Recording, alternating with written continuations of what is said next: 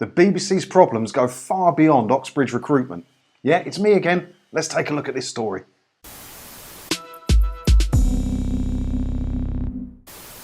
Now, this one seems to have slipped past me. It's from November last year. And it's about Tim Davie talking about recruitment at the BBC. Let's take a look at this story and we'll have a bit of a chat about it.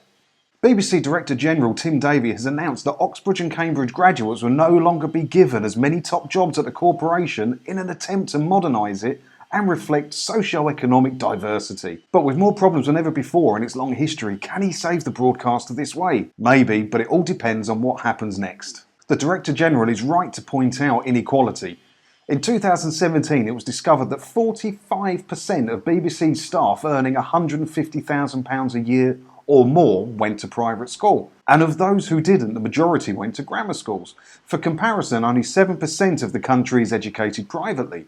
In 2019, a press release from the Social Mobility Commission found that most of the influential news editors and broadcasters, 43%, had been to private school. Yes, as we've been saying for a while, the BBC acts like its own private little club and likes to employ its own, doesn't like to go outside of its little bubble of posh people and privately educated people. As the best comedian who ever lived, George Carlin, said, "It's a big club and we ain't in it." Anyway, let's continue reading. And while Cindy Yu and a Spectator might want to point out that more and more Oxbridge places are now given to state school pupils, the figures still show that private school kids are overrepresented. It's quite simple. If you went to a private school, you're more likely to get into Oxbridge, and if you went to Oxbridge, you're more likely to get a top job.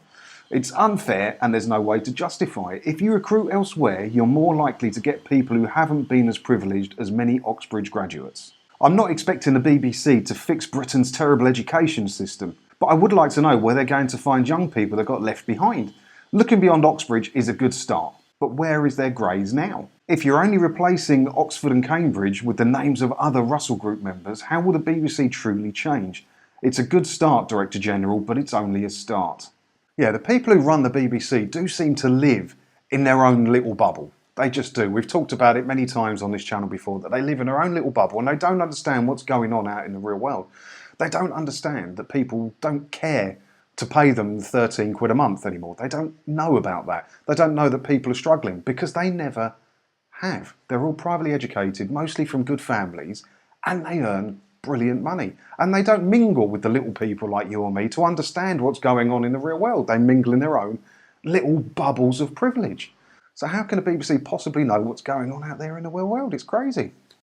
But what do you think about this? Do you think it'd be a good idea for the BBC to get more common folk involved? I think I should apply for a job. I could do the news at 6 or something, as long as they beeped out some of the swearing, because I have to edit quite a lot of swearing out of these, because I get loads of complaints from you guys when I swear too much in the videos. Anyway, leave your comment below. We'll have a bit of a chat about it, and we'll see if we can come up with some good ideas for the BBC's future recruitment policy. While you're down there leaving your comment, don't forget to hit the subscribe button if you haven't already. It doesn't cost you anything to do, and it does keep you up to date with the latest videos from me. And there was a like button and a dislike button. Feel free to use one of those. Only the like button, only use that. And I'll see you in another video again soon. Thank you for watching. Just quickly before you go, I've got loads of links below. If you need some TV related stuff and you were going to buy it on Amazon, I've got links below. Buy your stuff through there and I get a little bit of a kickback. I've also got t-shirts and mugs and things below. The reason I'd like you to buy stuff through me is because I need to support my website tvlicensestop.co.uk that helps loads of people every day to cancel their TV licence and set their mind at ease that it's perfectly okay to do it. And by buying stuff, I get a little bit of a commission that helps to pay for that, and that makes you directly part of the fight against TV licensing with me as a little team. Thank you very much.